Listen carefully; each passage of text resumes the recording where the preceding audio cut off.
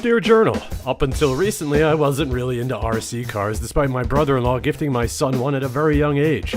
He liked it, and then years later my sister-in-law gets him this car right here and it strikes a chord in me. Something about driving recklessly at 1/14th scale. So under the guise of bonding with my son, I made plans to play with his toys. But first, I need to show you this thing that he got a couple of years ago, moments before smashing it into the ground. Will it turn back to a car?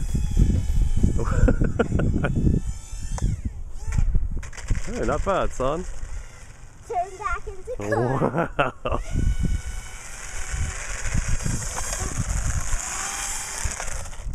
Turn back to play. Stop singing that every time. That's what I get for listening to the Space Jam soundtrack in the car with him. Any road, there was a couple of pieces of wood left over in the shed from the previous owners, and, well, I'm not good with construction, let's just get that out of the way now. But I'd figure we'd test a few things out and go from there. My kid really wanted to try one of these transfer thingies, but it appears either my ramp construction or the weight distribution of this particular vehicle causes it to not remain at the appropriate angle of rotation or whatnots. Don't look at my goofy freeze frame face, concentrate on the vehicle, see how it turns. So let's work on something a little more simple, the embankment/wall ride. Oh no! Oh my god, textbook, first try. Alright, watch this. First try. No, you're gonna just hit the camera, I know you. Smash! Haha, daddy! Watch this. Right in the textbook, baby.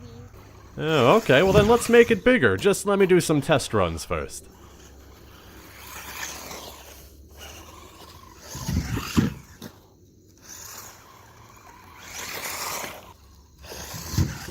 Oh, god damn, that shouldn't be happening.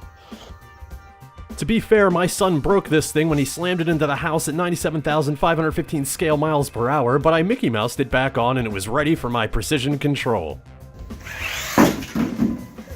Yeah, that's good. Yeah, okay, I may have bonked it once or twice, but my son was the one that smashed it up good. So further alterations were made. Yes, I know I'm going to have to buy some parts at some point, but my eyes hurt just looking at this parts explosion diagram. Thing is, I've been affected by video games like Micro Machines and Trackmania, so in accordance with my construction skills, I ended up with the jagged, bumpety abomination that is the extended wall ride onto bench straightaway that my son is about to attempt for the first time.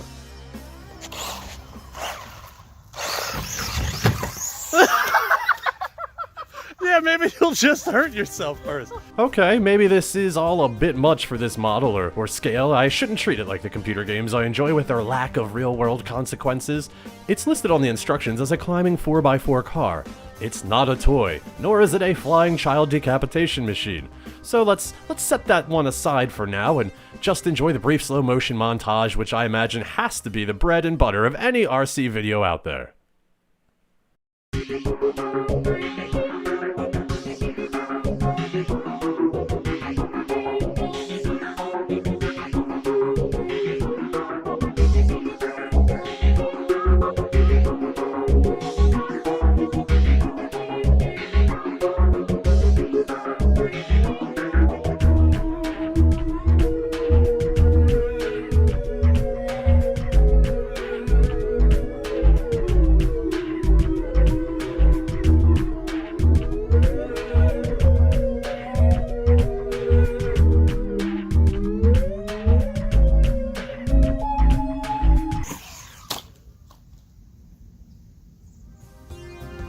His first car, or monster truck, is the Arrma Granite. I might sound confused because I never pronounced Arrma out loud. It's a 1/10 scale monster truck and it's much more durable than the car, but it doesn't have the zippy speed and madness just because it has its stock battery still. It's rear-wheel drive, the tires and shocks really absorb some massive impacts, and the controller is nice and hefty and you can set sensitivity this and maximum that, and really it was a lot for a 7-year-old to get at the time, so I had to gatekeep it to make sure it didn't get broken, and well, I'm just glad now that my son's older because he can watch me drive this around and have fun while he's at school, sucker! Haha, just kidding, mostly. He was actually able to get a mild success on the wall ride Abomination.